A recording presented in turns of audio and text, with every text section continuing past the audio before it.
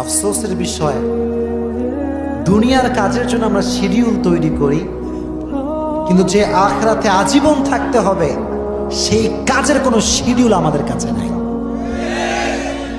কেন নাই বলি, এই যুবকগুলো দেখবেন ঘুমায় রাত 3টার সময় আর ওঠে সকাল 12টার সময়।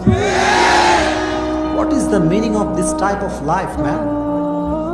জীবনে কোনো মানে হতে পারে? মানে নেই। তো এখন দেখেন, নামাজের ক্ষেত্রে সমস্যা এইটা। নামাজ যে আমাদের লাইফের একটা গুরুত্বপূর্ণ চ্যাপ্টার, গুরুত্বপূর্ণ একটা অংশ, এটা অনেকে বুঝেও বুঝতে চায় না। আর নামাজ ধরেও আবার কেন ছেড়ে দেয়, কারণটাকে বুঝতে